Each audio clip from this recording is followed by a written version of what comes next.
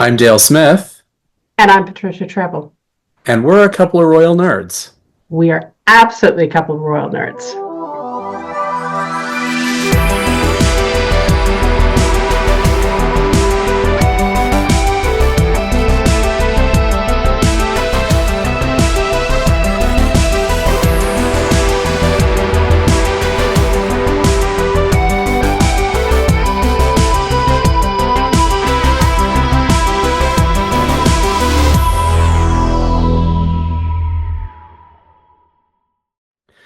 Welcome to Royal Nerds. I'm political journalist Dale Smith, And I'm a royal commentator and writer, Patricia Treble. and this is going to be a very occasional podcast series where we talk about science fiction from our own particular perspectives. This episode, we're just going to talk about our origin stories because that's how we do things in science fiction. And we'll start with Patricia, who had a very sci-fi way of getting into royal commentary. I did. I've got gray hair, so I'm a little older than Dale. And my The origin great story. too now. Yeah, it's true. When I was a kid, it was 1977. It was the Silver Jubilee year, which is the 25th anniversary of the late Queen Elizabeth II's reign. And my whole family went on a big trip to England, to Britain. And for 26 days, we were everywhere. And we were in this little minivan. And it felt like we were always following the Queen because the Queen was doing this huge amount of public engagements everywhere. We never actually saw her. We were always like a day or two behind her. But every time we got to a city, the city would be buzzing because there were just so many celebrations and so many parties and stuff like that. And it was kind of fascinating because the papers would be full of her. And yes, there were papers back then. Yes. And what you really got is I got this sense of her as the Queen, as the living embodiment of history. Because there was a lot of history on that trip. That's kind of what our family likes doing. Yeah. And then I came back. And then that summer, it was a case where the older siblings and cousins wanted to go to the amazing film that was in the theaters that everyone wanted to go see. They were going to go to a drive-in, and Mom said, "Yeah, you got to take little Patricia with you." So they threw me into the station wagon. Not too happy about it, and we went to see Star Wars, and it was this amazing, kick-ass princess on the screen wearing white with a gun doing all sorts of cool stuff. And I thought, that is cool. And I thought the two sides of royalty, the living embodiment of history, and then cool. And then I promptly fell asleep. So there we go. And that started it. And what about you? Well, I have been into Star Wars pretty much since my infancy. Apparently, my parents took me to the first two movies before I was even conscious of it. I was told I made it through until the cantina scene in the first one, and then that was it for me. But I do remember seeing Return of the Jedi as one of the first movies I ever saw in a movie theater consciously. And as well, Star Trek was on TV all the time, so I kind of had a little of both growing up all the time. And it wasn't until I was in early university where I kind of learned how to put the science fiction together with the politics. I had already done the Forum for Young Albertans. I had become a page in the Alberta legislature. So I was really getting involved in like the mechanics of how politics works and stuff like that. And then this one series of Star Wars books came out, Black Yeah. Fleet Crisis, and they were very, very political, and it was all about how, because this was the old expanded universe, before the prequels had even come out yet, and it was all about the post Return of the Jedi, New Republic. And how that worked as an institution. Princess Leia was the president of the New Republic at the time, and how you had rules and you couldn't just go off and kick ass and have no accountability for it. They had to go and deal with the Senate and all these kinds of things, and it was just kind of like mind expanding for me in terms of how to use science fiction to apply politics.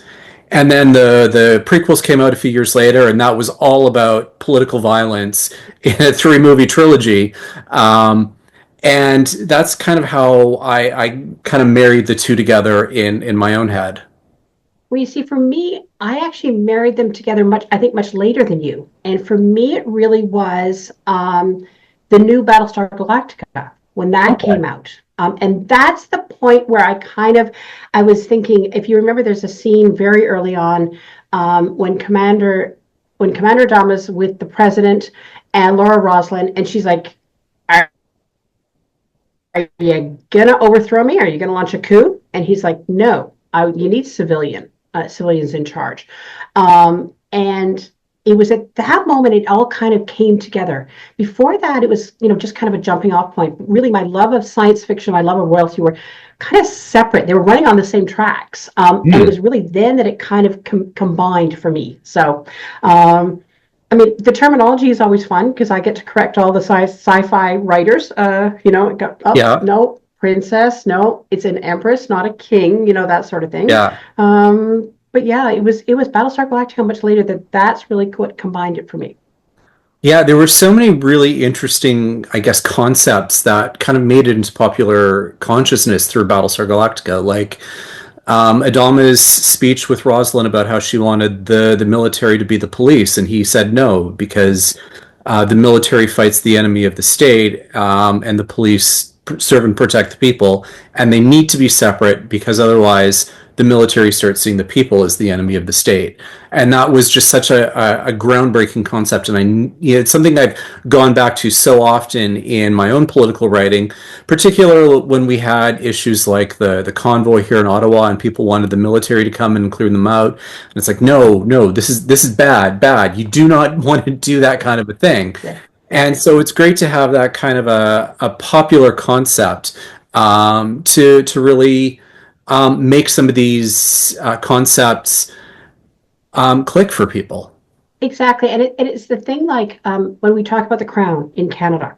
And so we always say, there's a reason why they're not politicians. There's a reason why they're above everything. It's because they are meant to represent the entire country. They're not meant to represent one political view or one political party, or one political, part of the country. We're such a regional country. And that is what the crown is meant to do. You're supposed to be this all-encompassing thing. And that's a lot of that is the ethos of Star Trek, really, because I mean, Mm. you've got, everything is supposed to be nice and everyone's supposed to get along. There's no currency. It's all wonderful. And I Yeah. keep thinking, oh my goodness, it's a monarchy. I mean, basically, it's a monarchy in all but name. The president of the Federation is basically a monarch. And then when you got to, and that's why I think, for me, one of the big turning points when in that series has to have been, and you probably felt it too, was DS9, Deep Yeah. Space Nine, because that just kind of blew the whole mythology of Star Trek for me out of the water because it was just so fabulous. They had fights.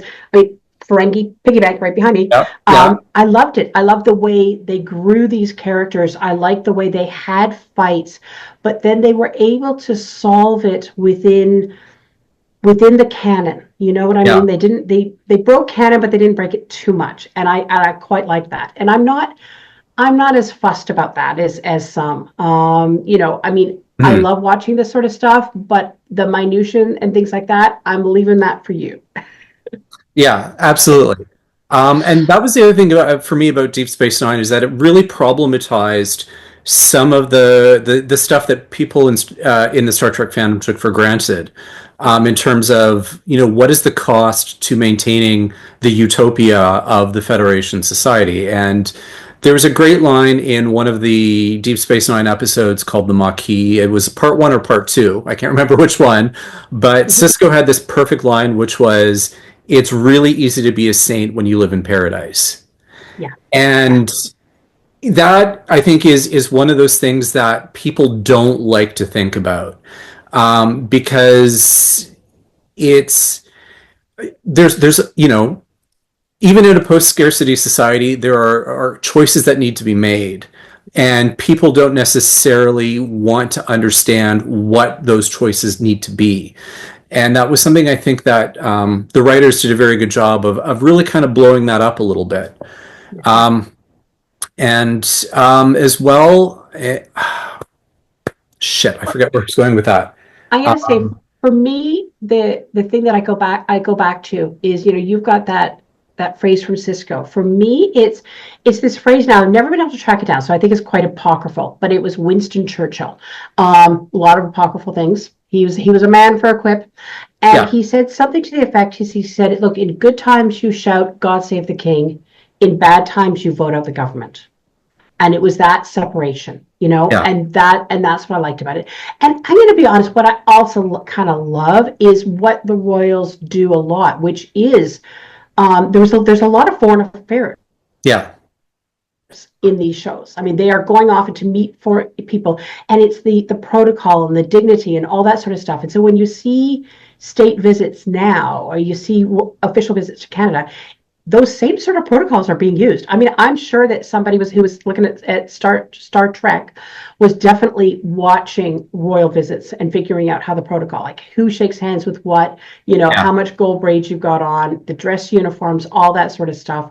There's no question about that. And I think that in today's world where everything is kind of a reimagining and everything's a little grimmer and a little tougher, that can be kind of fun. yeah, So, yeah. although the Royals, and let's face it, the Royals, you think Star Trek has some weird first contacts? The Royals do too. At some point, we're going to talk about when Nicolae Ceausescu, the dictator of Romania, went for a state visit to Buckingham Palace. Oh man. I remember reading something about this, and they had to like Oh man. It hide was all of like wild. the valuables. Yeah, they had to lock down the valuables. The French had warned them that when they were at the Elysee Palace, they had basically stripped their rooms bare. They had literally packed up all the French antiques because, of course, their head of state, they were given beautiful quarters, and they Yeah, basically packed everything up. So the Queen had to empty out everything, and then here's the kicker, though. She found out that Mrs. Ceausescu had smuggled a dog into Britain. Now, Britain has incredibly strict rules about this for rabies, and the yeah. Queen loves her corgis. So the Queen, when she found out, was apparently apoplectic, swooped up her dogs, left for Windsor Castle, and said, "Get those people out of my palace." Yeah, There you go. So there we you go. don't always get what you want, and I think this is what comes across in Star Trek and in Star Wars, is that you sometimes have to do things you don't always want because that's your job, you Yeah, know. And that's the other thing about royalty is, they have to meet people, they have to be nice to people, they have to be very polite to people that they don't necessarily like, because yeah, that is their job. They are representing the country. They are yeah, representing the crown. yeah, absolutely. A couple other just quick things. One of the things, just in terms of the Canadian crown, was how the monarch is it 16 different realms? 15 now. 15 now. Okay, so 15 different monarchs in the same human body. Yeah. um, and I had posted, I had this great picture of the late Queen with four different insignias for UK, Canada, New Zealand, and Australia, Yep. and how it's the same physical person, but all the insignia are different for whichever crown she's representing. And someone had remarked on this, is like, that's some real Doctor Who stuff right there. And Well, so there's kind of a sci-fi-ish bit of an angle to how that kind of metaphysics works. exactly. And this happened just at the same time because they take all those pictures at the same time. So Yeah, if you look at the, and King Charles and Queen Camilla, a whole bunch of the official portraits for Canada, Australia, New Zealand last year, and yeah, they're wearing the same outfits. And yeah, basically, you just got the insignias just on off, on off, on off. And she's changed her brooch, so her yeah, brooches are always representative of the countries. So we get the maple leaf, the beautiful, beautiful maple leaf brooch. yeah, So yeah. Whereas New Zealand yeah, gets the so fern, it's and yeah, and wattle. Australia gets the wattle. right, Spectacular. So yeah, no, I think it's a kind of a fun sort of combo, and people kind of look at you a little bit oddly when you say that you're into royalty and sci-fi. Um, but it works, I think, and I think it yeah, works really well because it kind of deepens your understanding of sci-fi. yeah. So the last point I was going to make is there is a terrible tendency among some of the Star Wars writers to Hmm. not understand what Queen Amidala was as an elected queen. And there Yeah. were whole things in certain books where they're going about monarchy, whether elected or hereditary. And I'm like, no, no, no, no. They are very different things. Naboo is a presidential republic with Yeah. monarchical trappings. Yeah. They call their president a queen, but that's as far as it goes because monarchy Yeah. works so separately from an elected republic, Yeah. where you just in terms of why lineage and heredity is important in a monarchy, and how it operates separately from an elected head of state position. And that's just one of the things. That's one of my particular bugaboos in the way that some of these the writers in a lot of the current Star Wars novels frame these Yeah. things. And it's one of the things that if I ever get the chance one day, I'm going to have a sit down with the people at Lucasfilm and say, hey, look. We need to have a conversation about how this works. Well, and the same thing happens in Star Trek. So whenever there's, a princess or a prince or anything like that appears, I think it's because they're such American writers and they equate their own history, because of course they were through the crown. They Yeah, equate a lot of uh, monarchs with dictators. And it's yeah, like, no, they're completely separate, because I mean, the monarch today, I mean, King Charles III isn't certainly not a dictator. He's certainly not in absolute control of Britain or Canada or any of his other realms. I mean, you're within a constitutional framework, and they don't really understand that. And I find it's not at very all. much, they have the same sort of, they do the same thing all the time. They slot royals into this. They're either pretty, do nothings, or they're dictators. And it's Yeah, kind of like, pick and choose. It's like, and it drives me nuts. yeah. Yeah. All right. Well, that I think is going to do us for this episode. We're going to be back shortly with our first discussion about a recent production, Yeah. and hope to see you all then. Thanks.